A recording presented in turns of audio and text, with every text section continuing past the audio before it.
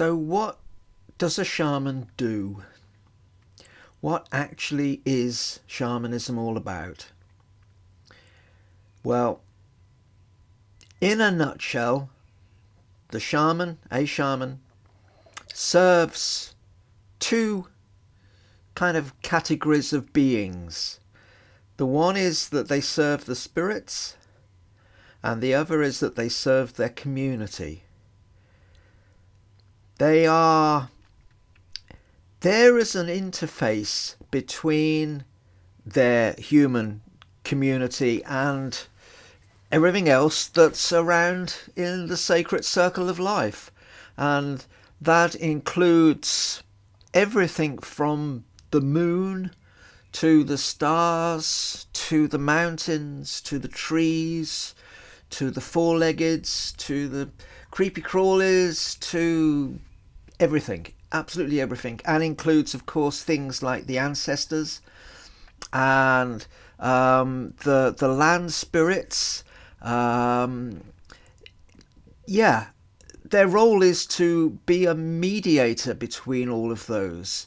So, okay, let's give you a scenario. Let's think of somebody that goes out from the tribe, and they go out hunting, and they are careless about what they do when they kill an animal. They do not show the normal kind of statutory respect that the animal spirits deserve. So, okay, they shoot a deer or whatever, and they treat that death in a casual way.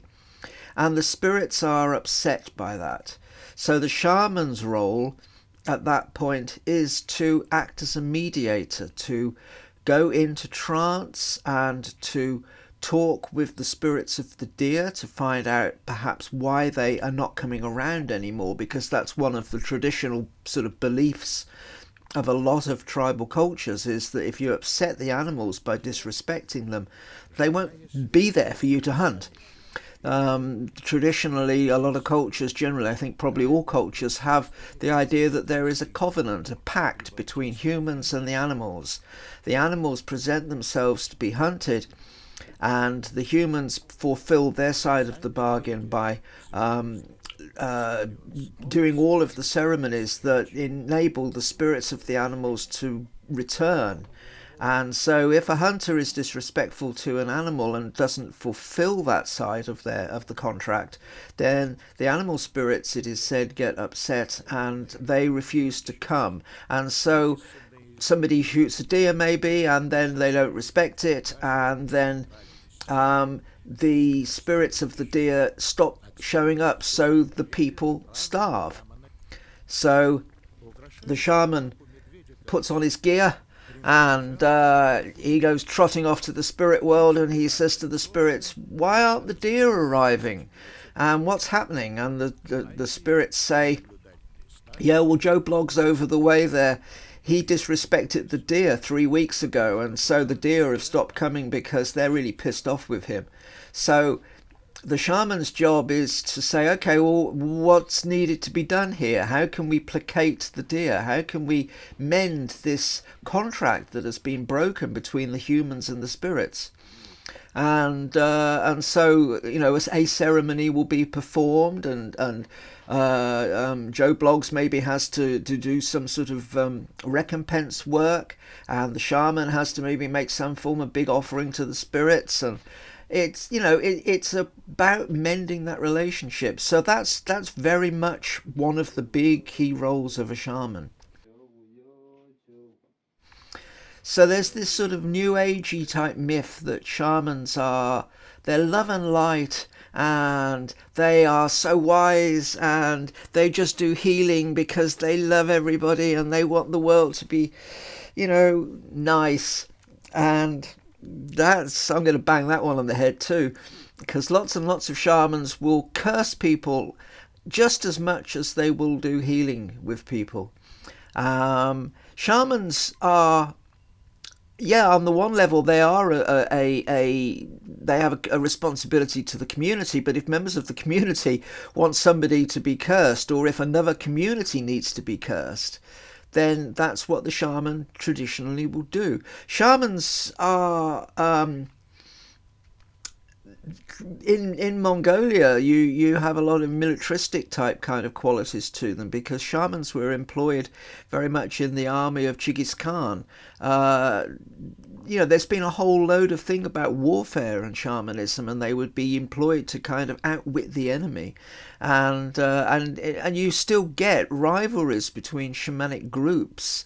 Um, they will try and kill each other using magic, and they will, yeah, it's nasty. It's shamanism is red in tooth and ritual object. Um, you get the same in South America too. I mean, anywhere there are shamans, they kind of tend to fight quite often. Not always, and not all of them, but it's certainly not uncommon. But saying that, the shaman's primary role generally is to look after the relationship between the community and the spirits. It's not that simple, but that's kind of basically it in a nutshell. So what do? They go into trance, and they will either have the spirits coming into them, and if the spirits come into them, then the people who are around the shaman in their community will gather around and ask the spirits advice, and the spirits will speak through the shaman's mouth and give that advice. And very often the shaman will, because when they're sort of being ridden by the spirits, the shaman will do healing, but it's the spirits that are doing it. Or blessings as well. If you see films of Siberian and Mongolian shamans, you'll often see people coming and sitting and kind of bowing down in front of the shaman. What they're really doing is bowing down in front of the spirit that is inside that shaman, and the shaman will maybe bless them by hitting them with a blessing wand or whatever. There's lots of different traditional ways of doing blessings or curings, so it's very much around that. So in that case, the shaman is being taken over by the spirits, and it's the spirits that are doing the healing. Now, in Himalayan shamanism, especially in the kind of Tibetan influenced areas of the Himalayas, where you have that kind of Tibetan shamanism, that's incredibly the case, and that's mostly how the shamans work.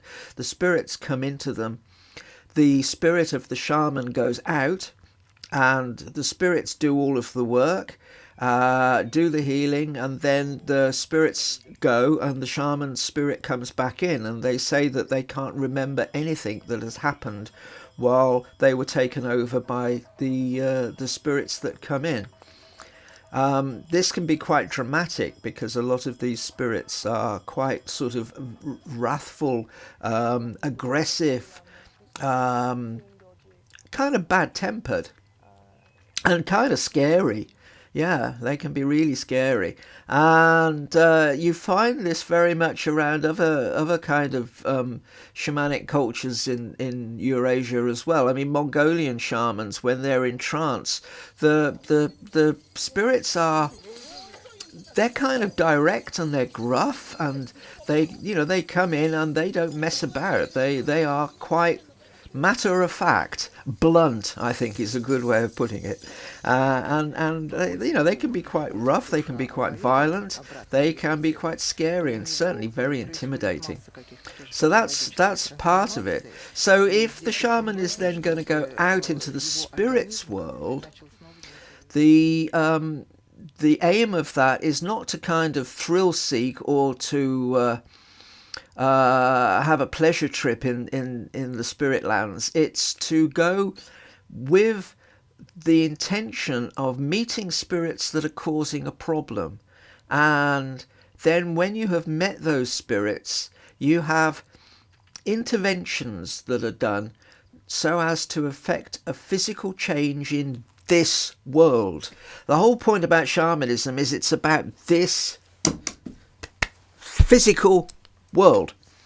I was tapping a microphone there, you can't see it. There is a furry microphone just off camera. And so a shaman will, if they meet a spirit, they will do one of a few things. They will plead with it, if possible. They will negotiate. You know, it's like this spirit is causing illness. Okay, there's a spirit of illness in the village, so the shamans will go and they will ask nicely and they will say, you know, please go away.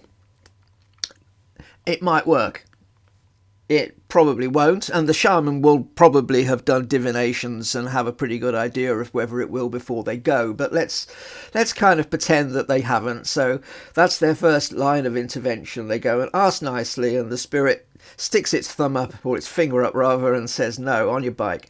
So the shaman then has the next possible intervention, and that is that they will try and con or bribe this unpleasant spirit that's doing horrible things to their village. So maybe they make big offerings. They will make lots of offerings, and that will be a bribe. Or maybe they will trick it. Maybe they will trick it to go into very often an animal. Actually, that occurs throughout the world. You trick the spirit to go into an animal, and then the animal is killed in a ritualistic way. Not so good for the animal, but it kind of works well for the shaman.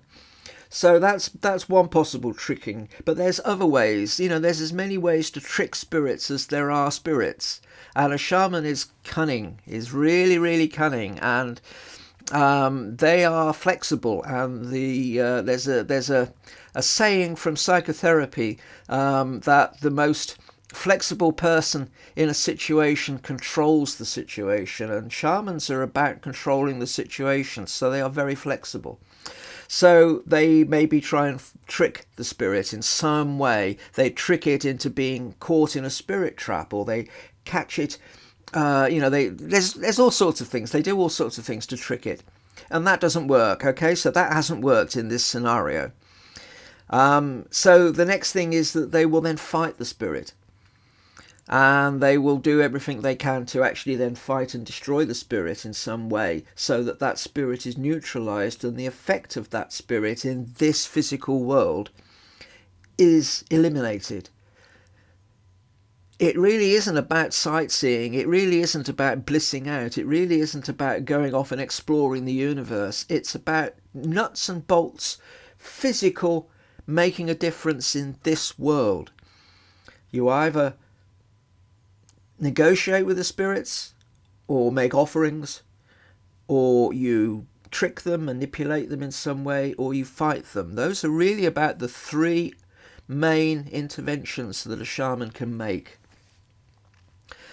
So they serve the community, and at times they serve the spirits, because the spirits need things too.